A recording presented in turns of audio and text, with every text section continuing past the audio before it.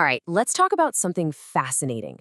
We are on the hunt for invisible enemies. Seriously, killers that can circle the entire globe in just hours, constantly evolving and adapting on the fly.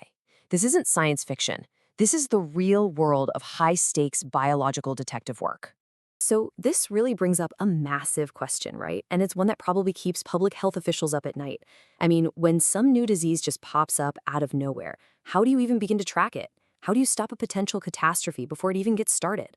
Well, the answer, it turns out, is written in a language that we're only just now getting really good at reading. I'm talking about the language of the genome. By cracking the code, by reading the genetic clues these tiny pathogens leave behind, we can finally start to understand their secrets. Okay, so to really get a grip on this, we have to understand the battlefield. And that battlefield, it's our modern world. Think about it. We live in this age of crazy, unprecedented connection, which, yeah, has kind of accidentally created the perfect superhighways for these pathogens to travel on. I mean, it's a sobering fact, but infectious diseases are a leading cause of death around the world. And because of things like, huge population growth and just how easy it is to hop on a plane, a new virus that shows up in one city can literally be on your doorstep in less than 24 hours. So yeah, these things are a constant moving target.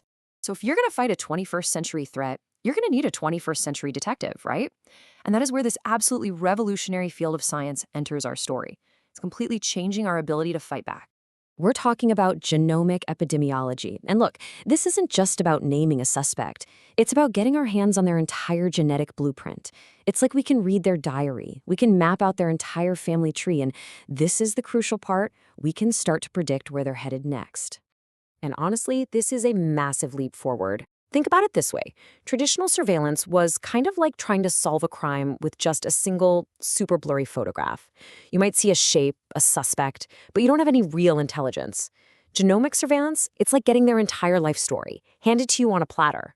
It gives us this incredibly high-resolution map of the whole transmission network. So the core technology making all of this possible is something called whole-genome sequencing, or WGS for short. Now, I know it sounds super complex, but it really just boils down to 4 key steps. First, you get a sample, maybe from a patient or even from the environment. Then, you extract the pathogen's genetic material from it. Step 3, you pop it into a sequencing machine that basically just reads the entire code. And finally, you use some really powerful computers to analyze all that data and turn it into something you can actually use, real, actionable intelligence. Okay, so that's the theory, right? But what does this genomic detective work actually look like out in the real world? Let's dive into a few actual cases where cracking the genetic code made all the difference. Now, this is just a quick snapshot, but it really shows you the power of WGS in action. Take dengue virus, for example.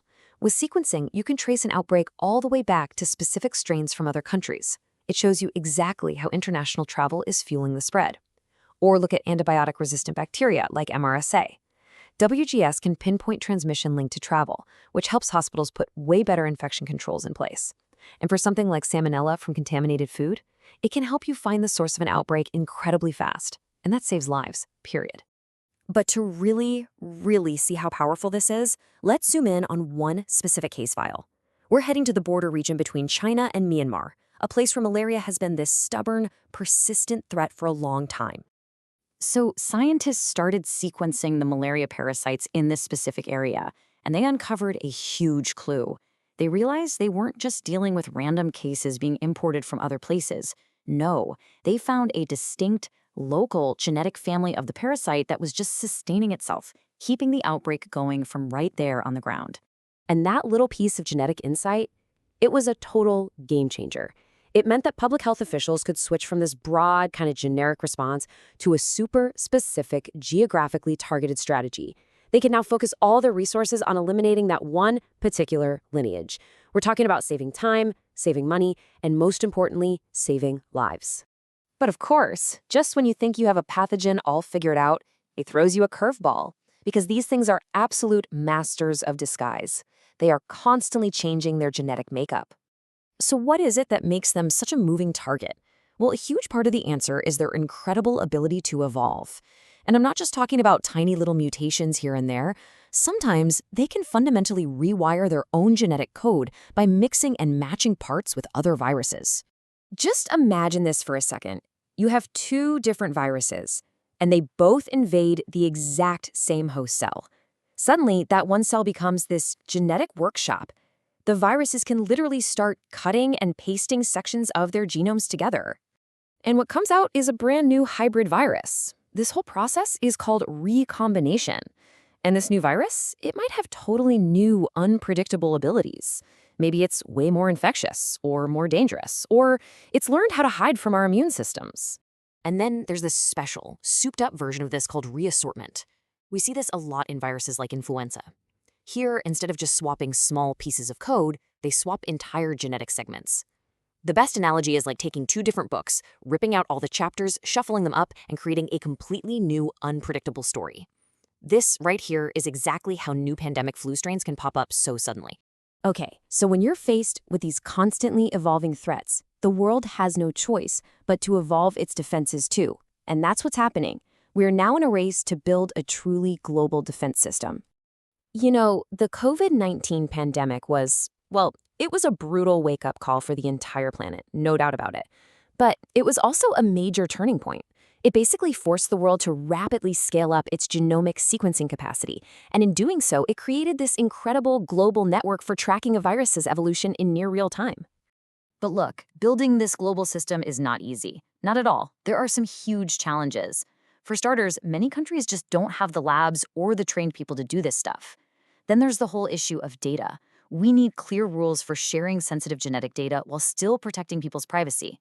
We also have to make sure we're not just sampling in big cities, because that gives us a skewed picture. And maybe most critically, we have to make sure this technology gets to everyone, not just the wealthy nations. These aren't just technical problems. They're really tests of our ability to cooperate as a global community. Now, the good news here is that there is a plan. The World Health Organization has actually launched a 10-year strategy to tackle these challenges head-on.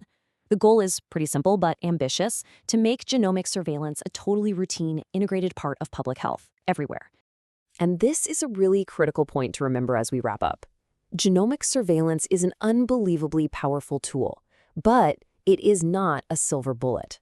It works best when you combine it with that classic on-the-ground public health work, the contact tracing, the case investigations.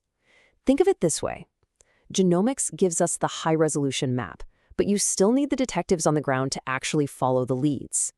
And that brings us to the final, and maybe the most important question. For the very first time in human history, we have this unprecedented ability to see our invisible enemies, to map their movements, and even anticipate their next steps. The science is literally handing us the map. So the big question is, are we, as a global community, ready to follow it? Because the answer to that is going to define the future of our health.